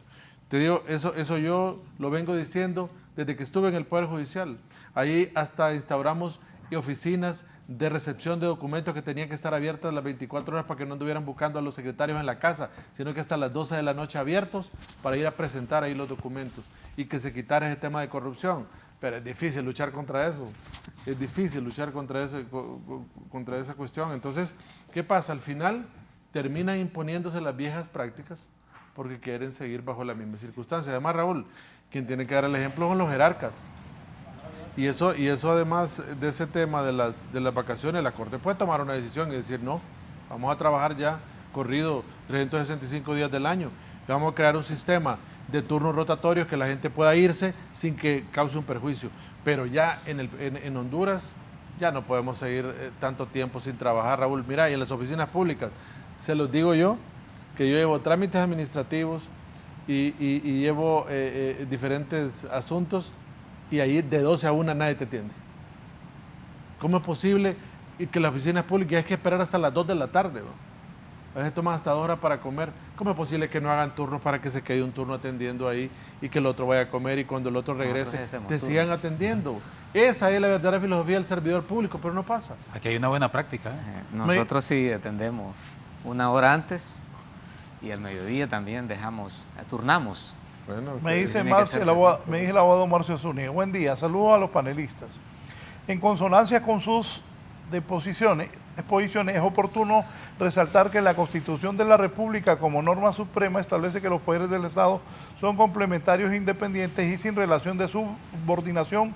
Con este tipo de eventos de transferencia de fondos públicos de un poder del Estado a otro, erosionan el Estado de Derecho y vulneran los principios consagrados en la Carta Magna. Sale de la esfera administrativa para constituirse en una eventual responsabilidad penal. Marcio fue fiscal, donde debe primar el principio de legalidad y lesividad, donde la norma especial debe prevalecer sobre la general. Totalmente de acuerdo, Raúl. Yo lo dije ahorita, estábamos acá y creo que coincidimos que ahí hay indicios de responsabilidad penal fuerte. Hay obviamente una transgresión a todas las normas de ejecución del Estado y ahí están los delitos en la administración pública. Ahí hay violación a los deberes de los funcionarios, porque obviamente usted hace acciones que están fuera del ámbito de su competencia, desde la Constitución que lo regula. Quien actúa fuera del ámbito de su competencia implica responsabilidad. Vamos ahora al Consejo Nacional Electoral. enfrentados los consejeros. ¿Qué piensa de eso? Bueno, ya lo decía anteriormente, el problema no es una cuestión de capacidades, porque yo creo que nadie puede dudar de la capacidad que tienen las 3 personas que están ahí. Y yo vuelvo a insistir, a mí me parece que incluso hasta gozan de brillantez en términos profesionales, de capacidades. Y por eso es que inicialmente, al menos yo como un ciudadano independiente, yo en lo particular, cuando vi quienes integraban el Consejo Nacional Electoral, pues obviamente yo dije, es un consejo de mucho peso, pues, de mucho peso. Sin embargo, a medida de que se ha ido acercando el proceso electoral y profundizándose, digamos, la lucha de las élites políticas por esos intereses que quieren mantener y esos privilegios que quieren mantener, desafortunadamente lo que hemos visto es que el Consejo Nacional Electoral se ha convertido en un apéndice de lo que pasa en el Congreso Nacional y en cualquier espacio donde está el tripartidismo. Y eso, obviamente, ¿qué es lo que hace? Lo que hace es que no se piense o no se tomen decisiones en función de los intereses de la sociedad en el sentido de garantizar elecciones libres y justas y un proceso electoral que sea digamos, que no pueda ser cuestionado, como se ha cuestionado siempre el proceso electoral, y desafortunadamente eso es lo que hemos visto. Y yo creo que el llamado debería de ser a estas 3 personas que, insisto, yo en términos de capacidades manifiesto mi respeto y admiración, pero creo yo que esas capacidades deben también trasladarlas a las partes que tienen que ver con la ética de las personas funcionarias, en el sentido de que están ahí o que deberían de estar ahí, no para representar y defender los intereses de los partidos a los que pertenecen, sino para representar y defender los intereses de la sociedad con el objetivo de tener un proceso electoral libre y justo. ¿Qué piensas? Sí, bueno, igualmente, es verdad, pienso que el pueblo hondureño, después de la experiencia de marzo, ¿verdad?, de ver algunas inconsistencias, ¿verdad?, sobre todo en el transportar los materiales electorales aquí en Tegucigalpa, porque en realidad la elección en el 99% de los centros electorales funcionó de manera normal. Solo fue aquí en Tegucigalpa y algunos centros de votación en San Pedro Sula en el horario de la mañana, pero fue aquí en Tegucigalpa donde las maletas electorales a medio kilómetro del Infoc, en el Boulevard Centroamérica, llegaron a las 12 de la noche, ¿verdad?, en una distancia menor de 1 kilómetro. Entonces hubo problemas claros de logística y se construyó una narrativa, ¿verdad?, de boicot electoral. Entonces, ¿qué es lo que sucede a esta altura del partido? Que la población hondureña, y sé que absolutamente la mayoría de la población hondureña quiere que el 30 de noviembre haya elecciones limpias y transparentes y que nosotros en esa misma noche del día 30 tengamos la tendencia clara de quién va a ganar las elecciones. Necesitamos que los resultados electorales se transfieran ese mismo día, ¿verdad?, y no tener experiencias del pasado. Nosotros tenemos la experiencia del 2017, que fue una experiencia funesta, pero que representa la tradición de lo que el periodista Berquín en 1965 acuñó aquel término de elecciones estilo Honduras.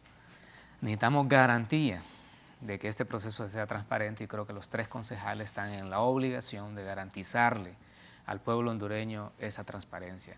Esperamos que prevalezca la ley, que prevalezcan las decisiones de generar transparencia el 30 de noviembre y que el pueblo hondureño tenga esa certeza después del 30 de noviembre que la elección se desarrolló bajo las normas establecidas, bajo la ética de todos los actores en la dinámica electoral.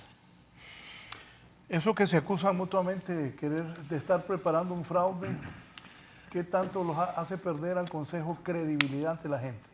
Bastante, Raúl, y ahí es donde está el gran problema. Mira, el problema es que cada acción que se desarrolla en el Consejo Nacional Electoral no puede ser que cada acción que se realice ahí va encaminada a un fraude. Algo fundamental que pasó en el año 2021 es que Libertad y Refundación quería su espacio dentro del órgano electoral, lo logró y en el 2021 fueron testigos de que efectivamente el pueblo se volcó totalmente a las urnas, le dio el gane a la presidenta Castro de forma rotunda, donde no puede donde no podía alegarse bajo ninguna circunstancia un fraude, porque tanto en las encuestas boca de urna y tanto los resultados la daban como clara ganadora en el país. Esa representación al libre le dio la capacidad de poder estar viendo cómo se desarrollaba todo el proceso.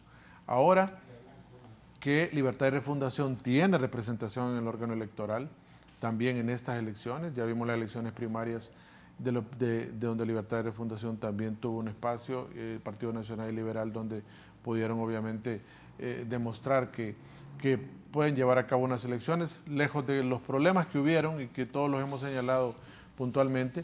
Ahora están en un proceso general, Raúl. Yo creo que deberían dar muestras, ahí están los tres principales partidos políticos, deberían dar muestras de que efectivamente están luchando por la institucionalidad para garantizar que el voto ciudadano se va a respetar. Pero este estira y encoge, ¿qué pasa? Yo siento que al final no se han terminado de quitar la camisa político-partidaria, y ese es el problema. Los tres actúan como activistas del partido político al que representan, y eso le hace mucho daño a la institucionalidad. Por eso han perdido credibilidad, Raúl. Por eso es que nosotros vemos que cada uno, y lo decía anteriormente, cada uno cuando no está de acuerdo con una decisión, sale, lo divulga, y en los medios de comunicación se desarrolla un ring político, y es algo que debería ser nada más una decisión institucional. Correcto, el que no esté de acuerdo, que emita su voto razonado. Eso da en los órganos colegiados que usted permite salvar su responsabilidad, dejar un voto totalmente razonado explicando los motivos por el cual piensa que no debería darse esa decisión, y lo puede dar a conocer al pueblo hondureño perfectamente bien.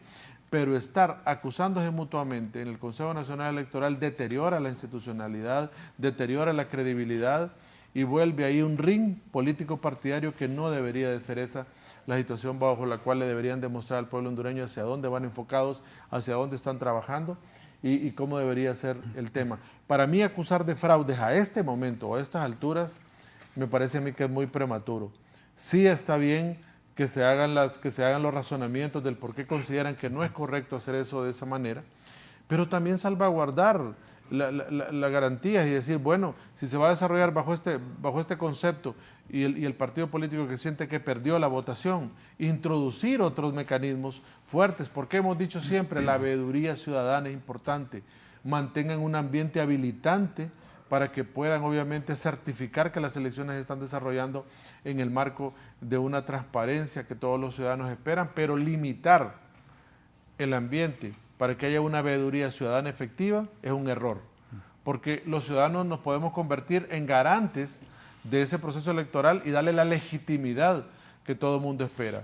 Pero mire, en las elecciones primarias internas, muchas juntas receptoras de votos de los tres partidos políticos cerraron las puertas de las aulas de las escuelas donde se estaba desarrollando la elección, y la gente por las celosías viendo lo poco que lograba ver. Eso es incorrecto. O sea, tiene que abrir y que el ambiente se mantenga habilitante, que se dé esa garantía de que en efecto pueda desarrollarse. La denuncia que acabas de recibir, Raúl, aquí en el programa. Entonces eso muestra de que ese tipo de situaciones no deben suceder. Yo espero que Perdón, las urnas en los rapiditos en la primaria. No, correcto. Y te lo dije, Raúl. ¿Y qué, para mí qué debe pasar? ¿Y cuál es la garantía que el Consejo Nacional Electoral, que deje de pelear, que deje esos estiras y encogen ahí, y que trabajen por garantizar de que el material electoral va a estar impreso y concluido un mes antes de las elecciones? Para que ya en las 2 semanas antes de las elecciones podamos tener 48 o 24 horas antes todo el material en cada junta receptora de votos, y ahí sí se desarrolle lo que le manda la Constitución a las Fuerzas Armadas, custodiar el material electoral.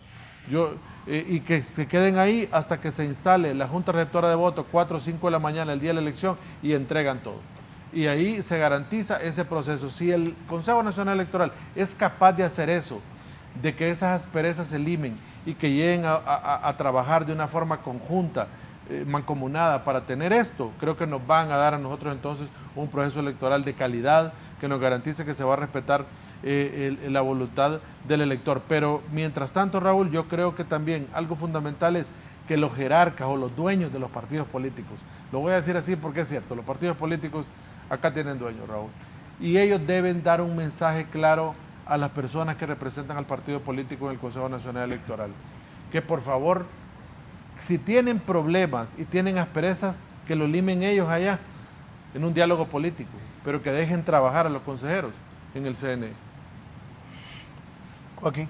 Bueno, sí, de hecho, cuando en el sondeo de opinión pública nuestro, el 69.1% de la población cree que las elecciones primarias fueron poco o nada transparentes, lo cual refleja, digamos, el desencanto.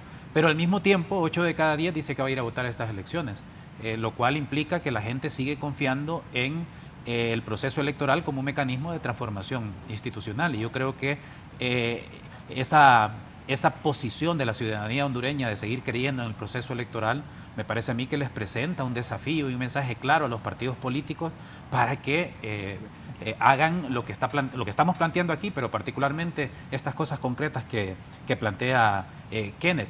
Y en ese sentido creo yo que si los dueños de los partidos políticos no quieren enviar ese mensaje contundente, yo creo que hay que hacer el llamado a la ética y a la capacidad y a la autonomía de pensar de estas tres personas que están en el Consejo Nacional Electoral para que actúen conforme a los intereses generales de la sociedad, más allá de los intereses de su partido. Creo que es la única manera, y sin duda alguna tenemos que estar pensando además tenemos que estar pensando en el día después, en el sentido de la necesidad, bueno, del día antes y el día después.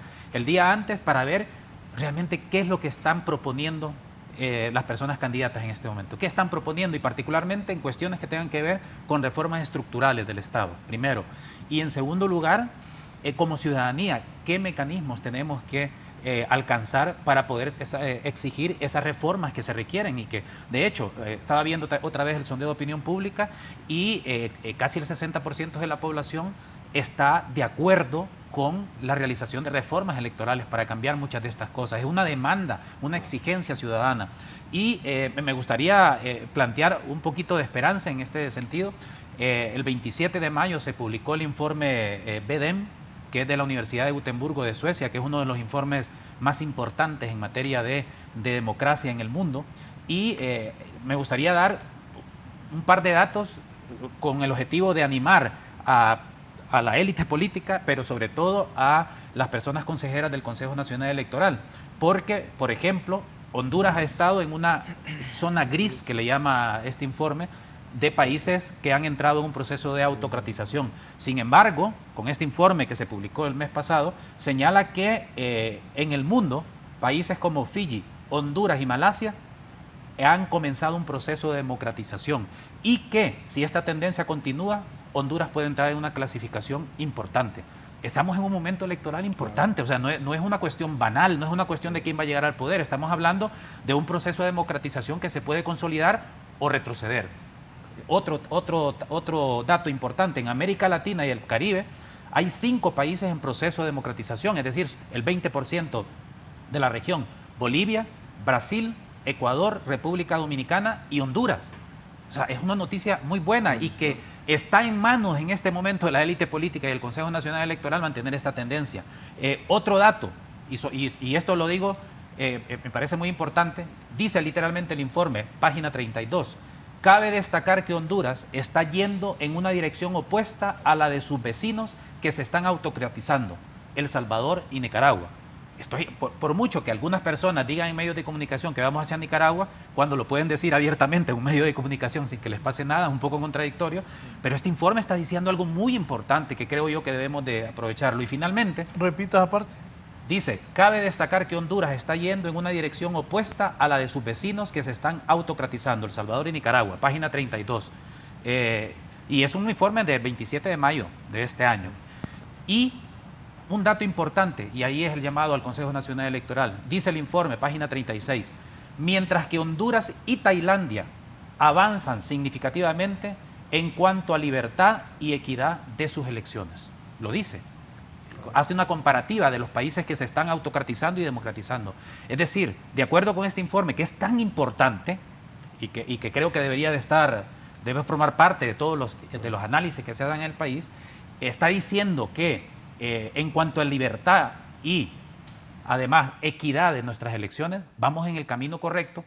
Yo creo que el Consejo Nacional Electoral, las colegas, el colega, creo yo que tienen la enorme oportunidad de garantizar, por intereses generales y no por intereses de sus partidos, que esta tendencia que señala el informe Bedén de la Universidad de Gotemburgo pueda continuar y seguir avanzando paso a paso, poquito a poquito, y que el próximo gobierno, sea quien sea, pueda seguir profundizando este proceso de democratización en el que hemos entrado después de estar en una zona gris de autocratización. Los que dicen que vamos para Nicaragua, que el gobierno va camino a Nicaragua, siguen a Bukele, los seguidores de Bukele, no es contradictorio, ¿no?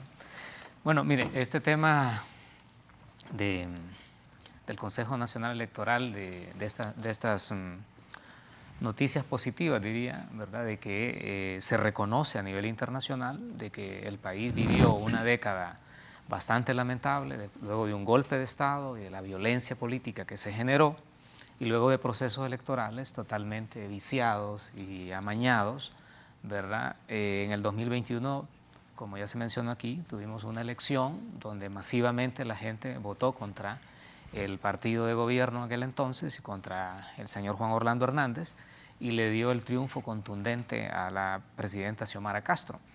Estas elecciones entonces tienen esa expectativa de que vuelva a surgir un proceso eleccionario como el 2021, que nadie dudó del resultado electoral, y eso es lo que realmente esperamos en este momento. Entonces hay un reconocimiento tácito de que sí tenemos institucionalidad, que sí hay que mejorar algunas cosas de esa institucionalidad, que sí tiene que exigir la ciudadanía a los concejales del Consejo Nacional Electoral que garanticen la transparencia de ese proceso, el respeto a la ley durante este proceso.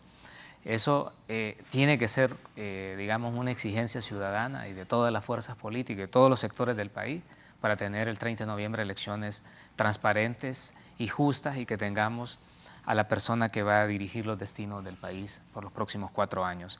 Entonces creo yo que pese a todo el problema que hubo en la elección interna de marzo, hay una posición, digamos, favorable y positiva de que vamos a tener elecciones, que eso es lo más importante, porque aquí, como bien dice usted, abogado, aquí todo el mundo dice cualquier cosa en los medios de comunicación todos los días y de manera sistemática, sin que haya ninguna represalia. Y vale más que aquí hay un gobierno, según muchas personas, que es autoritario, cuando es todo lo contrario, que hay una libertad de expresión garantizada. Aquí yo escucho analistas, periodistas, dirigentes políticos que dicen cualquier cosa, ¿verdad? Todos los días. Todos los días, en la mayoría de medios de comunicación. No, aquí voy a acompañar Sí. Aquí los periodistas de las 5 de la mañana a las 11 de la noche dicen lo que quieren. Sí. Algunos coherentes y otros no tan coherentes. No voy a referirme a eso, pero de las 5 Independientemente. de, las 5 de la mañana a las 11 de la noche dicen lo que quieren. De acuerdo. De acuerdo. Sí. Esto es democracia también, Raúl. Exacto, pero Eso- eso es lo eso- que estamos hablando, que hay condiciones en el país para un proceso eleccionario, sí, hay condiciones favorables. Entonces yo creo que hay que ser prudentes, ¿verdad?, en la manera que nosotros nos expresamos contra la institucionalidad, contra los concejales. Las 3 personas que están en el Consejo Nacional Electoral tienen que dar esa garantía, tienen que mostrar esa capacidad de que, yo estoy de acuerdo, en el foro público siempre va a haber debate y eso es normal. Siempre van a haber cuestionamientos, diferencias, eso es normal. Solo que eso no tiene que salirse de los límites. Claro. Y tienen que generarle confianza a la población de que vamos a tener un proceso electoral transparente. Las condiciones están, usted lo ha leído, abogado, las condiciones están, hay una percepción inclusive internacional de que favorece que el país sí tiene condiciones para un proceso eleccionario. El próximo gobierno va a ser dirigido por una persona, ¿verdad?, que no es de la familia presidencial actual, ¿verdad? Porque aquí inicialmente se vendía la idea de que la presidenta se iba a quedar. ¿Se acuerdan? En el año 2022, en esa libertad de expresión que hay aquí, que se dice de todo, decían que la presidenta se iba a quedar. Todavía en el 2023 lo decían, y se ha demostrado que no es así, que va a haber un proceso eleccionario con 3 candidatos que ya están, Entonces eso es lo que espera la ciudadanía, pues que tengamos un proceso eleccionario. Sí hay que llamarle la atención a los concejales, tienen que ser garantes de ese proceso con toda la altura de ese mandato que se les ha dado, ¿verdad? Como bien decía usted, son 3 profesionales, son 3 abogados muy reconocidos aquí, y entonces esas personas tienen que ser el garante de toda la institucionalidad, pero también todos los actores que cohabitamos dentro del espectro político y social del país tenemos que acuerpar ese proceso. No tenemos que estar con actitudes de boicot, no tenemos que construir narrativas negativas para minar el proceso electoral, minar, digamos, la transparencia del proceso. Construir narrativas de boicot, construir narrativas en contra del proceso electoral, creo que también es un tema que tenemos que vigilarlo, porque como la libertad de expresión en este país tiene total amplitud, aquí cualquier persona sale a decir una cosa por un medio de comunicación o por una red digital y ya van construyendo percepciones totalmente dañinas al proceso eleccionario. Claro. Pero mire, Raúl, cómo protege a su gremio. Mire, Raúl, yo no me voy a referir a eso. No, que cada quien... No, pero... No, mira, yo digo de que los periodistas... no, pero vamos a ver que todas las profesiones hay buenos y malos. Dicen lo que quieren de las 5 de la mañana a las 11 de la noche. Lo que diga cada quien, lo respeto, aunque no lo comparta. Claro. Pero aquí al gobierno le dicen de todo lo que quieren. Sin embargo, Raúl, Sí. yo estoy totalmente de acuerdo, totalmente de acuerdo. E incluso no pasa lo que pasaba en los 80 o en el golpe de Estado, en la crisis postelectoral. Radio Progreso no cerraron. O sea, estamos hablando de... pero sin embargo, no se puede desconocer, por ejemplo, que hay altos funcionarios que presentan acusaciones por delitos contra el honor y delitos contra el honor ante los tribunales, lo cual refleja unos niveles de intolerancia a la crítica cuando una persona asume un puesto público, debe de entender que está ejerciendo el poder público y por tanto debe tener unos umbrales a la crítica mayores. Eso en primer lugar. Sin embargo, cuando se presenta, como pasó con Dagoberto, por ejemplo, hubo un tribunal que dijo, no, esto forma parte de la libertad de expresión, porque la libertad de expresión incluye incluso los insultos, incluye incluso aquellos mensajes que molestan, que incomodan, sobre todo al poder. Repita, la libertad de expresión. Incluye incluso los insultos, incluye los mensajes que incomodan. Que el periodista insulte. O sea, es parte de la libertad de expresión, aunque no nos guste, pero la libertad de expresión no es es ético, eso. ¿no? Otra cosa es que sea ético, no. Pero en términos jurídicos la libertad de expresión es eso. Otra cosa es que yo diga que es un ladrón, ya estoy impuntando a un delito, eso es distinto. Eso es distinto. Pero miremos, por ejemplo, que en el caso de Dagoberto, por ejemplo, que yo fui crítico, incluso publiqué algo sobre eso por esa acusación que se presentaron contra él, pero hubo un tribunal que dijo, no, esto no pasa. O sea, eso es algo positivo, positivo. Sin embargo, cuando un órgano como las Fuerzas Armadas utiliza sus medios oficiales para poner las fotos y decir, esto es un sicario de la información, eso es peligroso. Sí. ¿Por qué? ¿Por qué? Porque quienes están ejerciendo el poder público tienen una cuota de poder simbólica y por tanto sus mensajes, aunque no son ellos los que puedan hacer algo, pero no sabemos ahí un fanático de su partido o de las Fuerzas Armadas, lo que sea, que luego tome ese mensaje y dice, voy a atacar a este porque es un sicario. Entonces el poder público, quienes ejercen el poder público tienen que tener mucho cuidado, porque por un lado, la libertad de expresión es tan amplia para la ciudadanía que critica, pero para quienes ejercen el poder público deben de tener mucha prudencia al momento de señalarlo. Y creo que eso es importante que se tome en cuenta. Lo que yo no estoy de acuerdo con los funcionarios, y se lo he dicho aquí, es cierto, la mayoría de la prensa cuestiona de las 5 de la mañana a las 11 de la noche a este gobierno. Y es válido. Lo que no estoy de acuerdo, y entonces los funcionarios se defienden diciendo que es un ataque de la media, de lo mediático, que no sé qué, pero les encanta salir en los medios, a los funcionarios también. Entonces, así está planteada la cosa en Honduras. Dice Joaquín, el abogado Joaquín, que hasta los insultos es libertad de prensa, pero mentir no es libertad de prensa, ni falsear, ni inventar. No, de acuerdo. Sí. Eso no es correcto. Totalmente. De acuerdo. Eso no es correcto. Y mira, Raúl, Y claro, y como dijo Joaquín, también cuando se está siendo gobierno es una desventaja para un ser humano, porque está ejerciendo una función pública. Empecé a ver una serie de un alcalde en Canadá, véanla, está en Netflix, que lo atacan de cocaína, que se mete cocaína, que de las mujeres, y es un enfrentamiento entre el alcalde, los medios, y así está aquí. Ojalá que la cosa mejore y dejar de desprestigiar ese proceso electoral, porque ¿qué pregunta la gente en la calle? ¿Van a haber elecciones? Sí. ¿O no pregunta la gente eso en la calle? Sí, claro. Claro, pero ese no debería ser... Claro que no, por eso. Claro, vamos a ir a votar a las elecciones. Claro. Pero a pesar de eso, según el sondeo, 8 de cada 10 personas va a ir a votar a las elecciones se generales. demostró en interna. Claro. Cuando no llegaron las urnas, Sí, la gente va a votar hasta la noche. Y la pregunta es, ¿quién dijo que no iba a haber elecciones? Claro. Sí. Esa es la pregunta. ¿Y por qué generan esa percepción de que no va a haber elecciones? Cuando yo no he escuchado absolutamente a nadie de las fuerzas políticas decir no va a haber elecciones, porque nosotros no queremos que haya elecciones.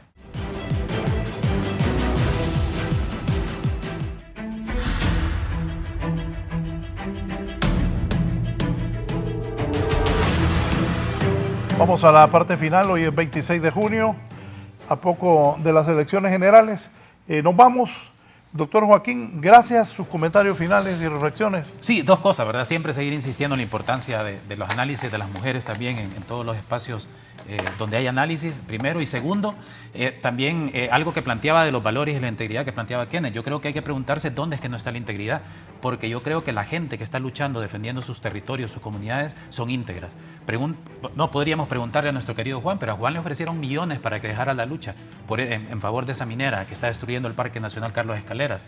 Y en ese sentido, ese es un ejemplo como él, Berta, Janet Caguas, Carlos Escaleras, Carlos Luna, Miriam Miranda y un largo etcétera, que tienen dignidad, que son con sus actos luchadores contra la corrupción, que están ofreciendo incluso su integridad y su vida para mantener esos valores de integridad. Y por tanto hay que preguntarse entonces dónde es que realmente dónde no están esa integridad y esos valores que planteaba Kenneth. Gracias, Edgar. Sí, licenciado Valladares, gracias por la invitación. Reiterar, ¿verdad?, nuestro compromiso de seguir trabajando por el fortalecimiento institucional y manifestar que sí, el país necesita el esfuerzo de todos los actores, de esa dignidad, de todos los territorios, de todos esos actores que trabajan todos los días para construir nuestra nacionalidad hondureña. Y entonces las élites políticas, las estructuras políticas tienen que comprometerse para que este 30 de noviembre tengamos elecciones limpias y transparentes y seguir fortaleciendo nuestra institucionalidad, nuestra democracia. Gracias, Raúl, por la invitación. Contento de haber estado aquí con Joaquín, con Edgar. Y decirle, Raúl, en relación al último que estábamos hablando, que ya la doctrina es bastante fuerte y ojalá también podamos hacer los agregados pertinentes. Los funcionarios públicos no pueden ser susceptibles de delitos contra el honor. No pueden ser víctimas de esos delitos porque los delitos contra el honor van establecidos para la persona humana, no para la función pública. Entonces, hay mucha reflexión sobre esos temas acá en el país. Y bueno, ojalá que este diálogo, Raúl, sirva para los políticos, para que tomen conciencia de que este periodo preelectoral debe ser tranquilo, en paz, que den muestras de institucionalidad, que resuelvan los problemas ellos allá y que dejen trabajar las instituciones en la mejor armonía posible para darle un bienestar a Honduras en este nuevo proceso electoral. Y creo que también deberían de autoanalizarse para darle confianza a la gente con las elecciones. Sentarse, como uno de ustedes dijo ahí, voto razonado o en privado que hablen. Claro. Porque si se van a estar enfrentando cada semana y cada semana avanza hacia las elecciones, se entra en duda. Y por eso mucha gente, ¿van a haber elecciones o no van a haber elecciones? Y eso me parece que no es bueno para la democracia y para el proceso electoral en sí. Muy buen programa, excelentes analistas, me dice el periodista y diputado Jorge Alberto Zelaya Munguía. Gracias, que estén bien, buenos días.